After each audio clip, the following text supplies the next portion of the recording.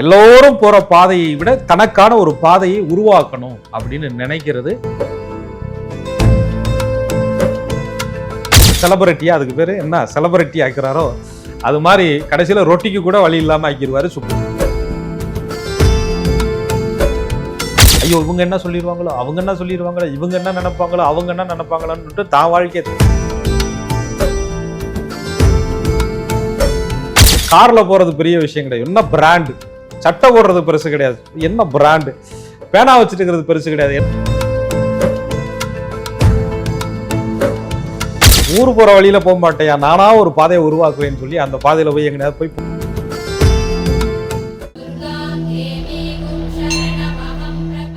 அன்பான நேயர்களுக்கு வணக்கம். ஒவ்வொரு லக்னத்துல பிறந்தவங்களுடைய வாழ்க்கையே மாற்றி அமைக்கக்கூடிய ராஜயோகம் தரும் கிரகங்கள் என்னென்ன அப்படின்னு நம்ம தொடர்ச்சியா பேசிட்டு இருக்கோம். இது லக்னம் சீரீஸ்.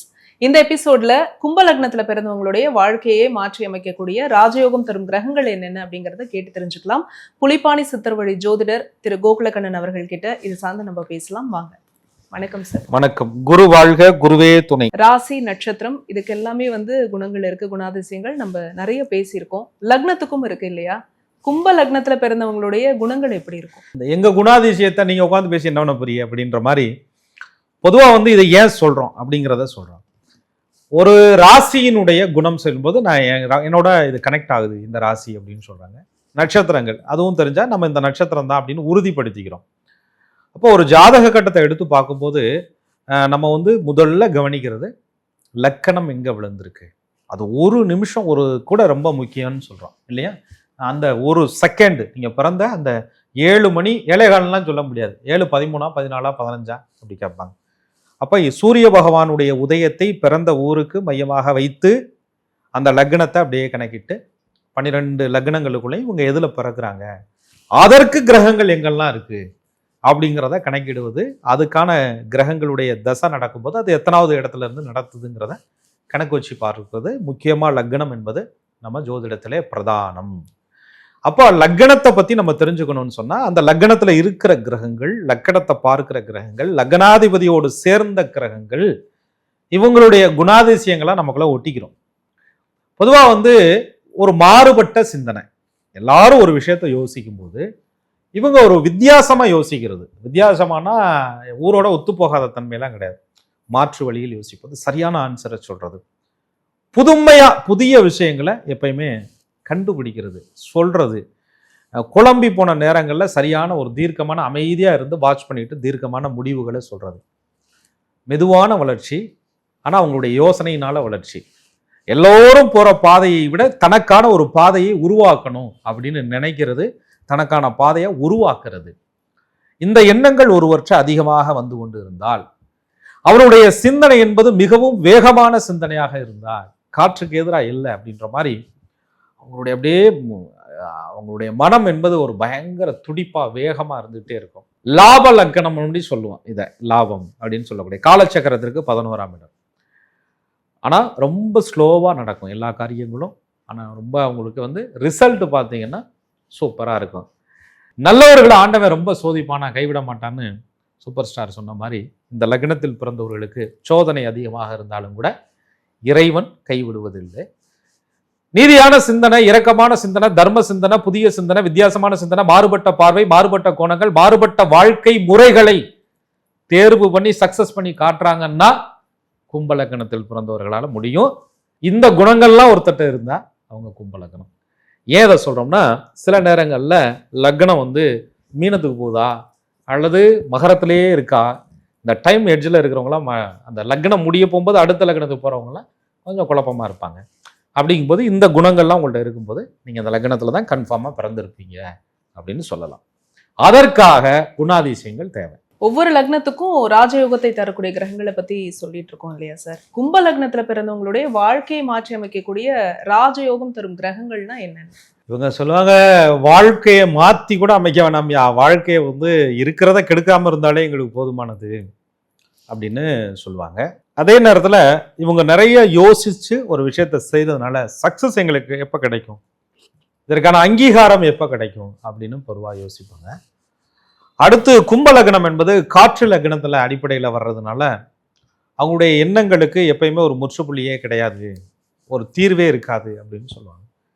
அப்ப அந்த ராஜயோகங்களே அவர்கள் அனுபவிக்கணும்னு சொன்னா, தீர்க்க ஆயுளோடு அவங்க இருக்கணும்னு சொன்னா, அவங்க மனசுல வந்து சந்தோஷங்கள் கிடைக்கணும்னு சொன்னா, உடல் வலிமை நல்லா இருக்கணும்னு சொன்னா, லக்னநாதன் என்று சொல்லக்கூடிய சனீஸ்வர பகவான் கும்ப லக்னத்தில் பிறந்தவர்களுக்கு நல்ல அமைப்புகள்ல இருக்கணும். கும்ப லக்னத்தில் பிறந்தவர்களுக்கு சனி பகவான் ஆட்சி உச்சம் என்ற நல்ல அமைப்புகளில் உட்கார்ந்து அவருடைய தசையும் நடந்து பாவகிரக தொடர்புகள் இல்லாம, சூரிய சந்திர தொடர்புகள் இல்லாம, அந்த சனி லக்ன யோகநாதர்களுடைய தொடர்பு, கும்ப லக்னத்திற்கு மற்றொரு யோகாதிபதி பஞ்சமாதிபதியினுடைய தொடர்புலாம் வாங்கி உட்கார்ந்து இருந்தா வேறுபட்ட ஆளுங்க. இவரு வேற ஆளுங்க. அவங்க பேசுறது வேறங்க, அவங்களுடைய செயல் வேறங்க. அவ்வளோ இவங்க தாங்க எங்களுக்கு ரோல் மாடல் அப்படின்ற மாதிரி குடும்பத்துல ஒரு ஆளா அப்படியே அவங்க தலைமுறையிலே இல்லாத சில விஷயங்களை எல்லாம் சாதிச்சு காட்டுவாங்க. ஒரு ஊர் தலைவர், பஞ்சாயத்து தலைவர், அரசியல்வாதிகள், அதுக்கப்புறம் படைப்பாளர்கள், கல்வியாளர்கள், நீதித்துறையில் இருப்பவர்கள், நிறைய பேருக்கு வேலை கொடுக்குறவங்க, இவங்கெல்லாம் பார்த்தீங்கன்னா அந்த கும்ப லக்னத்தில் பிறந்து அந்த லக்னத்திற்கு சனி பகவான் நல்ல அம்சங்கள்ல இருக்கும்போது அந்த பதவி, அந்தஸ்து, உச்சமான வாழ்க்கை, நிலையான சொத்து, நிலையான கௌரவம் எல்லாம் அவங்கள தேடி தானா வரும். இது வந்தாலே ராஜயோகம் தானே. கும்ப லக்னத்துல பிறந்தவங்களுக்கு ஒருவேளை சனி பகவான் வந்து நல்ல நிலையில இல்லைன்னா என்ன நடக்கும்? அப்படியே பலன்களை திருப்பிக்கிற வேண்டியதான். வித்தியாசமா யோசிக்கிறேன்னு சொல்லி எதுலையாவது போய் மாட்டிக்கிறது. ஊர் போற வழியில போக மாட்டேயா, நானா ஒரு பாதையை உருவாக்குவேன்னு சொல்லி அந்த பாதையில போய் எங்கேயாவது போய் போன வழியிலே திரும்பி வர்றது. புதுசா ஏதாவது படைக்கிறேன்னு சொல்லிட்டு இருக்கிற வேலையை கெடுத்துக்கிறது. அதுக்கப்புறம் சமுதாயத்துல அந்தஸ்து கிடைக்கிற மாதிரி கிடைச்சிட்டு கொஞ்ச நாளைக்கு அந்த அந்தஸ்து சுகங்களை எல்லாம் அனுபவிச்சுட்டு அதுக்கப்புறம் அதுவே எதிராக மாறுவது, உடல் வலிமையற்று போறது, சட்ட சிக்கல்களை உருவாக்குறது. ஏன்னா சனி பகவான் எப்படி லக்னாதிபதினு பார்க்கணுமோ அவரே 12 கூடைய விரயஸ்தானமும் அவர் தான். பயணங்களை, வெளிநாடு பயணங்கள், வெளியூர் பயணங்கள், தூரதேச பயணங்களை குறிக்கிறதும் அவர் தான். அலைச்சல் திருச்சல், ஓய்வற்ற நிலை, மனசிற்கு ஓய்வு இல்லை, நிம்மதி இல்லை, பயண செலவுகள் அதிகம், புரோஜனம் இல்லை. ஒரு வேளைக்கு 100 தடவை அலையிறேன், புரோஜனம் இல்லை. உடம்பு ஒத்துழைக்கல, புரோஜனம் இல்லை. மூட்டு வலி, கைகால் வலி, நரம்பு பிரச்சனை, மன அழுத்தம், ஸ்ட்ரெஸ், குடும்பத்துல இருக்க முடியல, பேச்சுக்கு மரியாதை இல்லை, சேர்த்த சம்பாத்தியம் நிக்கல. இதெல்லாம் பார்த்தீங்கன்னா கும்பலகணத்தில் பிறந்தவர்களுக்கு சனி பகவான் சாதகமற்ற நிலையில் இருக்கும்போது மேற்படியான அமைப்புகளையும் கொடுப்பது உண்டு. கும்ப லக்னத்துல பிறந்தவங்களுக்கு அடுத்ததாக ராஜயோகத்தை தரக்கூடிய கிரகம் எது சார்? அதாவது இறைவன் எப்படி வச்சிருக்கிறாரு பாருங்க. இவர் இல்லையா அவரு, அவர் இல்லையா அவரு. ஆனா மெயினா யார் இருக்கணும்? லக்னாதிபதி நல்லா இருக்கணும். அப்பதான் நம்மளே முதல் இருக்க முடியும் இங்க பூமியில. அவரு சரியா இல்லைன்னு சொன்னா நமக்கு வந்து விசா கன்ஃபார்ம் அப்படின்ற மாதிரி இருக்கும். ஆயுள் காரகன் சனி பகவான் நல்லா இருக்கணும், அட்டமஸ்தானம் நல்லா இருக்கணும், அட்டமஸ்தானத்திற்கு மற்றொரு அட்டமாதிபதினு சொல்லக்கூடியவன் 3 கூடையவன் நல்லா இருக்கணும். இதெல்லாம் நல்லா இருக்கும் பொழுதுதான் கஷ்டமோ நஷ்டமோ பூமியில இருக்கணும் அப்படின்ற ஒரு எண்ணங்களே வரும். இல்லைன்னா விடுதலையை நோக்கி மனம் வந்து சிந்திக்க ஆரம்பிச்சிடும். அத இந்த லக்னத்திற்கு இந்த சக்சஸை கொடுக்கறதுக்கு காரணமே பார்த்தீங்கன்னா எண்ணங்கள்னு சொல்றோம், புது முயற்சின்னு சொல்றோம், புதிய பாதையை உருவாக்கக்கூடிய சக்தி இருக்குன்னு சொல்றோம். இது சரியா வேலை செய்யணும்னு சொன்னா அறிவு கூர்மை ஜாஸ்தியா இருக்கணும். யோசிக்கிற விஷயங்கள் சக்சஸ் ஆகுற அளவுக்கு வழி கிடைக்கணும். இந்த யோசிச்ச விஷயங்களை செயல்படுத்தி காட்டுற அளவுக்கு வாய்ப்புகள் உருவாகணும். வந்த வாய்ப்புகளை பயன்படுத்துற அளவுக்கு மதிநுட்பம் இருக்கணும், கால்குலேஷன் மைண்ட் இருக்கணும், சிக்கல்களை சிக்கிக்கிறாத அளவுக்கு திராணி இருக்கணும், கம்யூனிகேஷன் பாண்டிங் நல்லா இருக்கணும், தொடர்புகள் நல்லா அமையணும், நண்பன்கள் சரியா அமையணும், கூட்டாளி சரியா அமையணும், குழந்தைகள் சரியா அமையணும். அப்படின்னு சொன்னா கும்பலகணத்தில் பிறந்தவர்களுக்கு புதன் பகவான் சரியான அமைப்புல உட்கார்ந்துருக்கணும். கும்பத்திற்கு புதன் யாரு? கும்ப லக்னத்தில் பிறந்தவர்களுக்கு பஞ்சமாதிபதியா வர்றார், 5ஆம் அதிபதியா வர்றார். அவரே அட்டமாதிபதியா வர்றாருல. அவமானம், துன்பம், பழிச்சொல், வீணும், தண்டம், விரயம். ஐயா, 5ஆம் இட ஆதிபத்தியம் வரும்போது அட்டமாதிபத்திய தோஷம் பெருசாக பாதிப்பதில்லைன்னு முன்னோர்களை சொல்றாங்க. அனுபவப்படியும் பார்க்கிறோம். அப்படியே அவமானங்கள் அதெல்லாம் வந்தாலும் கூட அதெல்லாம் மறைஞ்சிரும் பூர்வ புண்ணிய கிரகத்தினுடைய வலுவுனால. அதாவதுங்க, பெரிய கடல்ல போய் ஒரு வாளி தண்ணி அள்ளினீங்கன்னா கடலுக்கு என்ன குறைவா போகுது? நீங்க பெரிய மனிதர்கள்லாம் பாருங்க, ஒரு பக்கம் கலங்கமான பேர் வந்துகிட்டே இருக்கும், ஆனா அவங்க புகழ் அதை நோக்கி போயிட்டே இருக்கும். பெரிய புகழ் பெற்றவர்களுக்கு பின்னாடி நீங்க பாருங்க, அவங்க மேல கலங்கல்கள் சொல்லிக்கிட்டே இருப்பாங்க, அதை பத்திலாம் அவங்க கண்டுக்கவே மாட்டாங்க, அவங்க வளர்ச்சியை நோக்கி போயிட்டே இருப்பாங்க. அதான் கும்பலகணம். இவங்களுடைய புகழ் என்பது நீ காக்கா அளவுக்கு பறந்துகிட்டு இருந்தீங்கன்னா அவங்க கழுகு அளவுக்கு போயிடுவாங்க. அவங்களுடைய எல்லை வரையறையற்ற எல்லையாக போயிடும். இவங்க கண்டுபிடிக்கக்கூடிய குறைகள், மட்டம் தட்டக்கூடிய விஷயங்கள், ஏளன பேச்சு, இவங்கனால வந்து அவமானப்படுறது, இப்போ என்ன சொல்ற ட்ரோல் பண்றதுன்னு சொல்றாங்களா, இதெல்லாம் அவங்க கண்டுக்க கூட மாட்டாங்க. நீ வாட்டில் கத்திக்கிட்டே இரு, கதறிக்கிட்டே இருன்னு சொல்லிட்டு அவங்க வளர்ச்சியில வாழ்ந்து காட்டுவாங்க, சாதிச்சு காட்டுவாங்க. அதை பெருசா காதுக்கே எடுத்துக்க மாட்டாங்க. அதுக்குன்னு எப்படி சொல்றது, மானங்கட்டத்தனமா திரியிறாங்கன்னா அதெல்லாம் கிடையாது. என்னை குறை சொல்பவர்கள் தகுதியற்றவர்கள், வாழ்க்கையை அவங்க நேரத்தை வீணடிக்கிறாங்க அப்படின்னு கும்பலகனக்காரர்களுக்கு நன்றாக புரியும். அது குடும்பத்துக்குள்ளேயே சரி, அது பெரும் புகழா இருந்தாலும் சரி, நீ வாட்டில் கத்திக்கிட்டே இரு, நான் வளர்ந்து சாதிச்சு காட்டிக்கிறேன் அப்படின்ட்டு வைராக்கியமா தன்னுடைய வளர்ச்சியை காமிக்கிறாங்கன்னு சொன்னா கும்பலக்கணத்தில் பிறந்தவர்களுக்கு புத பகவான் வலுவா இருக்கிறாருன்னு அர்த்தம். நல்லா இருந்தான்னா அவங்களுடைய எண்ணங்கள், செயல் திட்டம், கால்குலேஷன் எல்லாமே சக்சஸ் ஃபார்முலாவாக தான் இருக்கும். அவங்க போடுற கணக்கு தப்பவே தப்பாது. கும்பலக்னத்துல பிறந்தவங்களுக்கு ஒருவேளை புத பகவான் நல்ல நிலையில இல்லை அப்படின்னா என்ன நடக்கும்? மனசு வீக் ஆயிடும், போடுற கணக்கு தப்பா போயிடும். இவங்க சொல்லக்கூடிய இந்த கமெண்ட்ஸுக்கெல்லாம் பதில் சொல்லிக்கிட்டு, இவங்க சொல்ற குறைகளுக்கெல்லாம் மனசு நொந்துக்கிட்டு, இவங்களுக்கு பதில் சொல்றதே வாழ்க்கையா வச்சுக்கிட்டு, ஐயோ இவங்க என்ன சொல்லிடுவாங்களோ, அவங்க என்ன சொல்லிடுவாங்களோ, இவங்க என்ன நினைப்பாங்களோ, அவங்க என்ன நினைப்பாங்களோன்னுட்டு தான் வாழ்க்கையை தான் நினைக்காம இந்த போனது வந்ததுக்கெல்லாம் பதில் சொல்லிக்கிட்டு இவங்க வாழ்க்கையை எடுத்துக்குருவாங்க. புதன் பகவான் நன்றாக இல்லாத பட்சத்திலே தன்னுடைய உயர்வை பற்றி கும்பலக்னக்காரர்கள் சிந்திக்க முடியாது, தன்னுடைய வாழ்க்கை கணக்கை சரியா போட முடியாது. அவங்கள யாரெல்லாம் தொந்தரவு பண்றாங்களோ அவங்கள பத்தி மட்டுமே நினைச்சுக்கிட்டு இருக்கிறது, யாரெல்லாம் காயப்படுத்துறாங்களோ அவங்க கூட மட்டுமே இருந்துகிட்டு இருக்கிறது, யாரெல்லாம் விமர்சனத்திற்கு இவர்களை ஆளாக்குறார்களோ அவங்க விமர்சனத்துக்கு பதில் சொல்லிக்கிட்டே இருக்கிறது. இருக்கிறதுலே பெரிய துன்பம் என்னன்னா, உங்களை ஒருவர் காயப்படுத்தினா, விமர்சனப்படுத்தினா அவங்களுக்கு பதில் சொல்றதை விட பெரிய துன்பம் எதுவும் கிடையாது. அதை புத பகவான் சரியில்லைன்னா கும்பலக்கணத்தில் பிறந்தவங்க விமர்சனத்துக்கு பதில் சொல்லிட்டு இருப்பாங்க. அவங்களுடைய மனசை தேத்துறேன்னு இவங்க மனசை கெடுத்துக்கிட்டு இருப்பாங்க. அவங்க சந்தோஷமா இல்லைன்னு இவங்க வருத்தப்பட்டுக்கிட்டு இருப்பாங்க. அதனால தன்னுடைய நிகழ்கால சந்தோஷத்தை இழந்து விடுவார்கள். ஆக கும்பலக்கணத்தில் பிறந்தவர்கள் நிகழ்காலத்துல சந்தோஷமா இருக்கணும் அப்படின்னா புதன் பகவானுடைய தயவு கண்டிப்பா வேணும். கும்பலக்னத்துல பிறந்தவங்களுக்கு ராஜயோகத்தை தரக்கூடிய அடுத்த கிரகம் எது சார்? ராஜயோகம்னு நீங்க கேக்குறீங்க. ராஜயோகம்னா என்ன? நல்ல சுகபோகமான ஒரு வாழ்க்கை சொல்லி அவர் போற கார் எத்தனை கோடி தெரியுமா, எத்தனை லட்சம் தெரியுமா, என்ன பிராண்டு தெரியுமா அப்படிம்பாங்க. இப்பெல்லாம் எப்படி ஸ்டேட்டஸ்னாங்க, கார்ல போறது பெரிய விஷயம் கிடையாது, என்ன பிராண்டு, சட்டை போடுறது பெருசு கிடையாது, என்ன பிராண்டு, பேனா வச்சுட்டு இருக்கிறது பெருசு கிடையாது, என்ன பிராண்டு, இந்த அது என்னையா பிராண்டு, அதெல்லாம் ஒரு ஸ்டேட்டஸுங்கிறாங்க. இந்த ஸ்டேட்டஸ் அந்த அது போலி கௌரவமோ வரட்டு கௌரவமோ அதெல்லாம் அப்புறம் அனுபவிக்கிறாருல்ல, அதை பெருசா பேசுறாங்கல்ல, அதை கொடுக்குறவர் சுக்கிரன். நாகரிகம் அப்படின்னு சொல்லிட்டு அந்த கல்ச்சர், வெஸ்டர்ன் கல்ச்சர்னு சொல்றாங்கல்ல, அது மாதிரி வீட்டுக்கு அப்படியே டைல்ஸு, கண்ணாடி, பாலிங்கு, பாலிஸு, அப்படியே முகத்துக்கு வர்ண பூச்சிகள், அப்படியே பார்க்கறதுக்கு ஒரு மினுமினுப்பாக இருக்கிறது, இதெல்லாம் சுகபோக ஏசி அறையிலேயே இருப்பது, இதுக்கெல்லாம் சுக்கிர பகவான் முக்கியமான ஒரு பங்கு வகிக்கிறார். மீடியா சொசைட்டியில் பளிச்சுன்னு வெளியில் சீக்கிரம் ஃபேமஸுங்க. இப்போதாங்க அவர் ஆள் ஏதோ லேசாக வந்தார், அப்படியே இன்னைக்கு பார்த்தீங்கன்னா அவங்களுக்கு பின்னாடி பெரிய ஜனக்கூட்டம் இருக்குயா, ஜனநாயகனா இருக்கிறாரியா அப்படின்னு சொல்றது.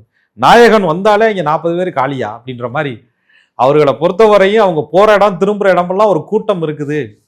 அங்க வர்றவங்க அடிபடுறாங்க, விழுகிறாங்க, சாகுறாங்க, அதெல்லாம் பிரச்சனை இல்லை. திரும்ப போனாலும் அதை மறந்துட்டு ஒரு கூட்டம் கூடுவாங்க. அப்படின்னா சுக்கிரன் இங்க பவர்ஃபுல்லா இருக்கிறாருன்னு அர்த்தம்ங்க. அந்த சுக்கிரன் இருந்தா நீங்க ஜனநாயகனா இருக்கிறீங்க, சுக்கிரன் இருந்தா ஹீரோவா இருக்கிறீங்க, எல்லாருடைய கண் உங்க மேல படுது, ஒரு வளர்ச்சி பாதையா நீங்க இருக்கிறீங்க அப்படின்னா கும்பலக்கணத்தில் பிறந்தவர்களுக்கு மட்டும் இல்லைங்க, சுக்கிரனை சாதகமாக கொண்ட லக்னத்தில் பிறந்தவர்களுக்கெல்லாம் சுக்கிரன் சாதகமாக இருந்தால் ஜனக்கூட்டம் அதிகமா இருக்கும். அவங்க ஜன கவர்ச்சியோடு இருப்பாங்க, வசீகரத்தோடு இருப்பாங்க. எங்க போனாலும் அவங்க பின்னாடி அவங்கள போட்டோ எடுக்கிறதுக்கு, செல்ஃபி எடுக்கிறதுக்கு ஆள் இருந்துகிட்டே இருப்பாங்க. முகத்துக்கு நேராக போய் மைக்கை நீட்டி விட்டுக்கிட்டே இருப்பாங்க, அவங்களும் கோவப்பட்டுக்கிட்டே இருப்பாங்க, திரும்ப போய் நீட்டிக்கிட்டே இருப்பாங்க. ஆக அவர்கள் உதாசீனப்படுத்தினாலும் கூட உதாசீனப்படுத்துறாங்கன்னு தெரியாமலேயே திரும்ப சிரிச்சுக்கிட்டே போய் வழிய கண்ணு ஒரு போட்டான்னு உட்காந்துருப்பாங்க. அதெல்லாம் சுக்கிரன் பண்ற வேலை. அந்த மாயாஜனங்களை பண்றவரெல்லாம் சுக்கிரன் கொஞ்சம் சாதகமா இருக்கும் பட்சத்துல இதெல்லாம் அவங்கள சுத்தி சுத்தி வருங்க. புகழ் வரும், சுகம் வரும், ஜீவனம் வரும், பாக்கியம் வரும், எல்லாமே தேடி வரும் கும்பலக்னத்தில் பிறந்தவர்களுக்கு. இப்போ கும்பலக்னத்துல பிறந்தவங்களுக்கு சுக்கிர பகவான் நல்ல நிலையில இல்ல, சாதகமற்ற நிலையில இருக்காரு அப்படின்னா என்ன நடக்கும்? அதாவது சுக்கிர பகவான் புகழ் வெளிச்சம் எல்லாத்தையும் எப்படி கொடுக்குறாரோ, செலிபிரிட்டியா, அதுக்கு பேரு என்ன, செலிபிரிட்டி ஆக்குறாரோ, அது மாதிரி கடைசியில ரொட்டிக்கு கூட வழி இல்லாம ஆக்கிடுவாரு சுக்கிர பகவான் சாதகமற்ற நிலையில் இருந்தா.